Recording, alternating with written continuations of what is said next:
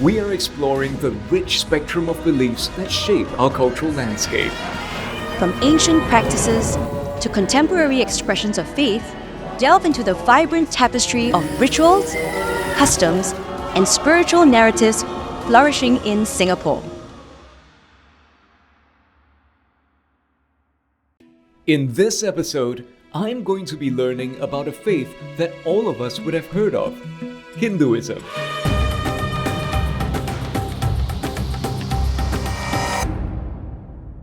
To be honest, I know next to nothing about the Hindu faith.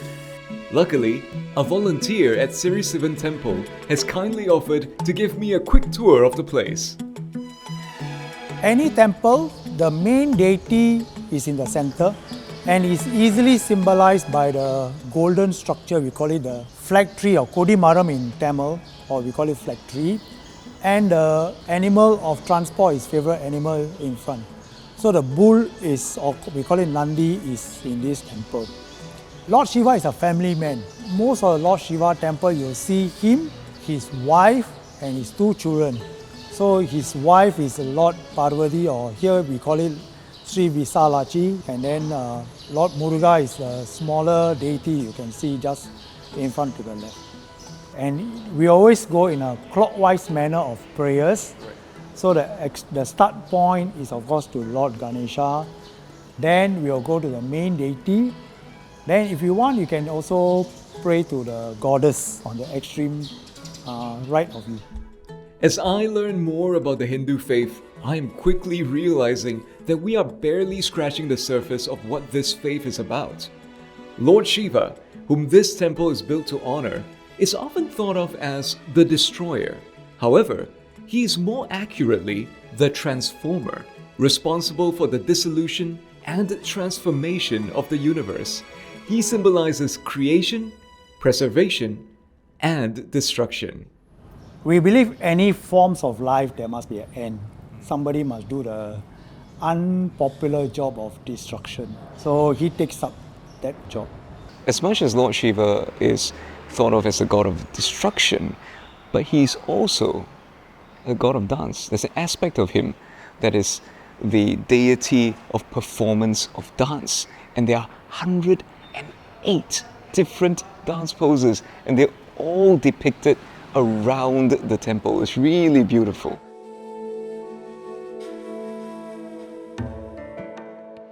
So we've had a look around this beautiful temple compound, and now we have the privilege to speak to the chief priest of Sri Sivan Temple. So Chief Priest, thank you very much for speaking with us. Namaskar. So could I ask you to please explain to us what Hinduism is? Hinduism is a big one. பரந்த இந்த உலகத்தில் இந்து மதமானது எல்லா இடங்களிலும் பரவி இருக்கிறது. அதில் முன்னோர்கள் நாம் வழிபாட்டுவதற்காக ஒவ்வொரு தெய்வத்தையும் முன்னிறுத்தி வழிபாடுகளை செய்கின்றார்கள். Is every Hindu temple primarily devoted to one deity? Because I noticed that here it's primarily devoted to Lord Shiva, right? இதே போன்று ஒவ்வொரு கடவுளுக்கும் ஒவ்வொரு ஆலயங்கள் இருக்கிறது. விநாயகருக்கு விநாயகர் ஆலயம், கணபதி ஆலயம், முருகனுக்கு முருகன் கோவில். We noticed that there's a lot of powders and colors that are used by Hindus. And I noticed also for yourself you have this white across your forehead as well. Could you tell us a bit about that? விபூதி பட்டைகள் 3 பட்டைகளை இட்டிருப்பார்கள். இது போன்று 16 பட்டைகளை நாம் உடம்பிலே இட்டுக்கொண்டு அந்த முறைகளை செய்வது சைவ வழிபாடு. அதே போன்று வைணவ வழிபாட்டிலே அதே 3 பட்டைகளை இப்படி அணிந்திருப்பார்கள். இதற்கு பெயர் நாமம் என்று பெயர். இந்த திருநாமத்தை அணிந்து கொண்டு அவர்கள் வழிபாடுகளை செய்வது வழக்கம். Thank you so much, Chief Priest. Thank you for your time. Thank you. I've been invited to observe Homam, which is a ritual of making offerings into a consecrated fire. Are these also spices? Spices, special spices for special gods. At the end of the ceremony, divine energy will be invoked into a pot of water, which will be used later in a rite called Abhishekam. Into the pot of water? The holy water. I see. Yeah. And that becomes the holy water used later on? Yes.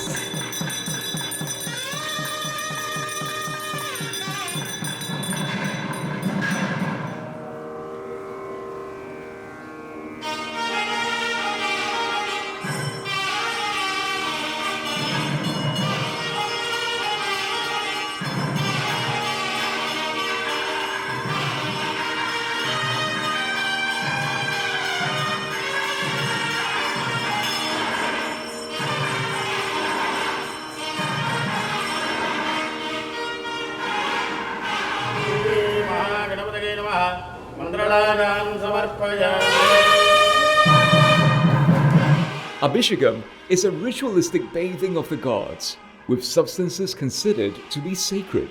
The deities receive many forms of offerings, which include honey, milk, sandalwood, and holy ash. Lord Shiva is represented here as a lingam, an abstract concept to signify his formless aspect. I may not be able to see him, but devotees here can definitely feel him. Towards the end of the ceremony, the deities are dressed and presented once again to worshippers.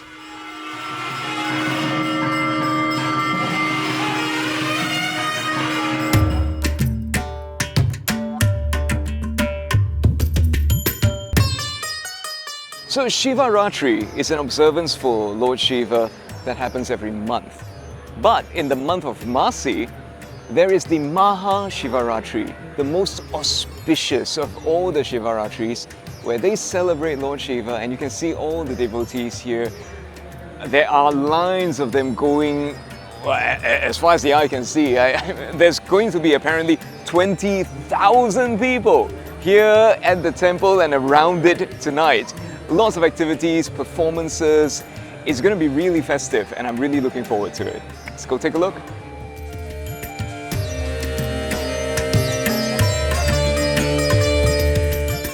This is the temple's biggest event of the year, and I am excited to be immersed in all that tonight has to offer.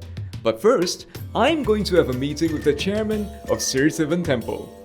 What does it take to prepare for this particular day, this most holy day out of all the Shivaratris? It is a mammoth effort because Maha Shivaratri is the biggest day in the entire year for Lord Shiva. It is a night and day celebration in honor of him, and the preparation takes at least no less than 2 months. You'll also be carrying a sanctified or Milk pot, yes. a milk pot. Can you tell us more about that? Lord Shiva actually loves bathing in liquids and so on. So milk is one of his favorite. So you will realize that today we are expecting no less than like 2,300 to 2,500 people offering milk offerings today. And he will be bathing the whole night, from 7 p.m. all the way to the next morning. Back at the tent, the milk pots are blessed before the first devotees make their offerings. So what you're seeing behind me are the first group of devotees who are being allowed into the temple. They've been waiting for hours in the tent where I'm pointing. There was a huge rainstorm this afternoon, but they've been here, they've been waiting, and they're really excited to go in. I'm really excited to see the ceremonies and all the activities tonight too.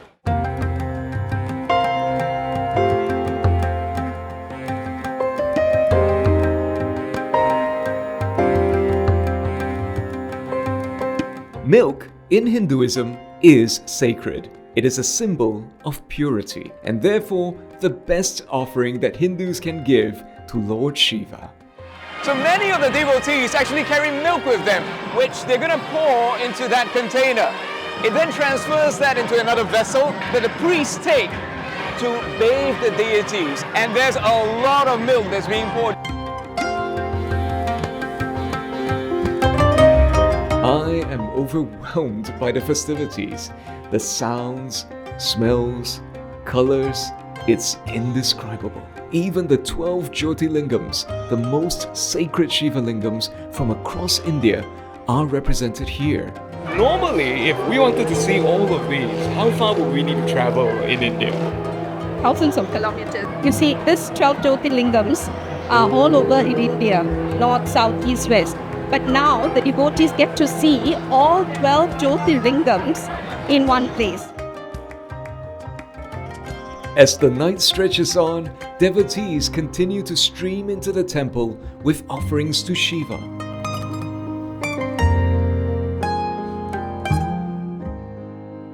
And remember, they've got to feed about 20,000 people tonight, and everybody who comes gets to eat.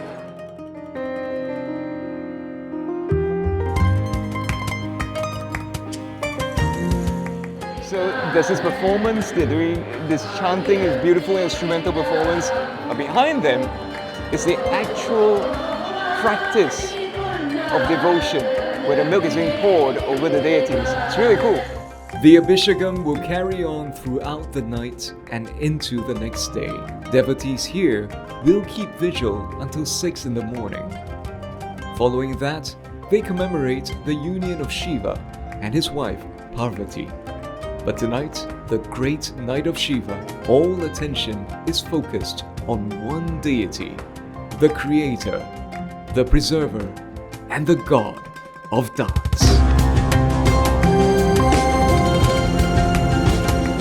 So it's been a real eye-opening experience for me. Complete noob, not knowing anything about Hinduism, and I've discovered so many wonderful things about it. You can literally smell and taste their devotion to the gods, the milk, the food, it's all there. It's something you have to experience for yourself to understand. And if you found this interesting, why not visit your local Hindu temple?